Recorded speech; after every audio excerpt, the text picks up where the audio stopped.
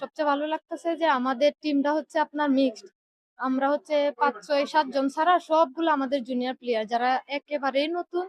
So ওদের সাথে প্র্যাকটিসে অনেক এনজয় করি কারণ ওরা অনেক শিখতে চায় অনেক কিছু, অনেক প্রশ্ন করে। সো ভালো লাগে ওরা মানে আপুদের কাছে আসে প্রশ্ন করে এই জিনিসটা এনজয় করি অনেক।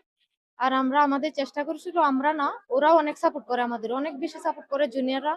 আর আমাদের কোচিং স্টাফ বলেন, আমাদের ম্যানেজার স্যার আছে। আমাদের মানে পুরা ক্লাবের কর্মকর্তারা যারা অনেক ভালো। তারা আমাদের চাওয়া পাওয়া থেকে শুরু করে মানে সর্বোচ্চ চেষ্টা করে যে তারা আমাদের সাপোর্ট করার জন্য। যার কারণে মানে ইচ্ছাই করে যে ভালোভাবে খেলি, ভালো একটা রেজাল্ট দেই ওদের জন্য। সো আমার হচ্ছে টার্গেট নিয়ে আমি মাঠে আমার আগে আ কারণ আমি উপরে খেলি। এখন ২ ম্যাচ ধরে মনিকা আপু তো ওরা নাই। তো ওদের জায়গাটা আমার কভার করতে হইতেছে। ওরা থাকলে হয়তো তহুরা মনি গোল করত। সো এখন যেহেতু আমার প্রেশার নিতে হইতেছে সেজন্য আমি প্রেশার নিয়ে খেলতেছি। কারণ সবাই হচ্ছে আমার উপর ভরসা করে অনেক। সো আমি চেষ্টা করি আমার টিমের জন্য।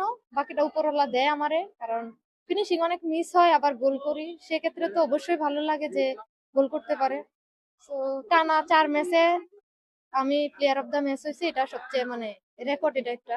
আমি কোন গোল মানে আমি টার্গেট দিতে চাই না। আমার প্রতি ম্যাচে আমার যে ধারাবাহিকতা ওইটা আমি বজায় রাখার চেষ্টা করব। আমি আমার টিমের জন্য খেলব। আজকে হচ্ছে আমি অনেক অসুস্থ ছিলাম। সো আমি নিজের জন্যই বলব যে আমি যে আজকে খেলতে পারছি, এটা আমার জন্য আমি আসলে মনে হয় যে এটা আজকে আমার জন্যই আমি খেলছি। কারণ আমার শরীর খুবই অসুস্থ সকাল থেকে। স্যাররা শুধু বলছে যে, "তুই দাঁড়ায় থাক, তুই দাঁড়ায় থাকলেই হবে।" কারণ আমাদের প্লেয়ার নাই, মনিকা আপু নাই, ইয়া নাই। আমাদের যে হচ্ছে আমাদের পরবর্তীতে আরেকজনের খেলাবে এরকমও প্লেয়ার ছিল না। সো স্যাররা বলছে, "দাঁড়ায় থাক।" পরে যখন গোল হইছে তখন আমারে চেঞ্জ করে দিছে।